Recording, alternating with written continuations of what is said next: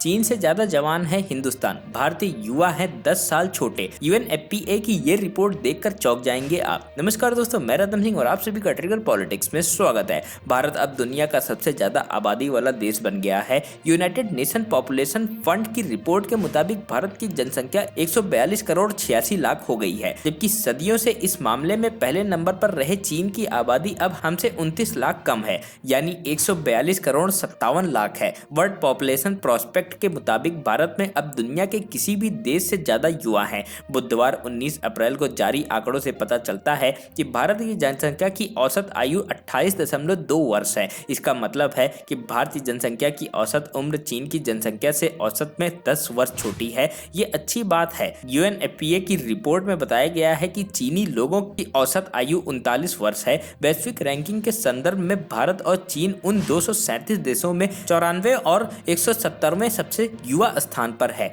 Board based regional analysis से पता चलता है कि एशिया 31.9 वर्ष की औसत आयु के साथ तीसरा सबसे युवा जियोग्राफिक ग्रुप है। वहीं अफ्रीका केवल 18.8 वर्ष की औसत आयु के साथ सबसे युवा महाद्वीप है और लैटिन अमेरिका 31वें वर्ष की औसत आयु के साथ एशिया से मामूली अंतर से पीछे है। वहीं उत्तरी अमेरिका और यूरोपीय महाद्वीप के लोगों की औसत आयु क्रमश 28.4 वर्ष और 42.4 वर्ष है। दक्षिण एशियाई क्षेत्र में जनसंख्या के आंकड़े का एनालिसिस करने पर पता चलता है कि भारत की औसत आयु श्रीलंका की तुलना में काफी कम है, जबकि यहाँ पाकिस्तान, नेपाल और बांग्लादेश से अधिक है। वर्ल्ड पॉपुलेशन प्रोस्पेक्ट से औसत आयु के आंकड़ों के विश्लेषण से पता चलता है कि भारत की औसत आयु 1968 में सबसे कम थी और तब से धीरे धीरे बढ़ रही है। चीन की औसत आयु 1969 में सबसे कम थी। औसत आयु ट्रेंड मोटे तौर पर जनसंख्या वृद्धि दर एक पैमाने के साथ भी मेल खाता है।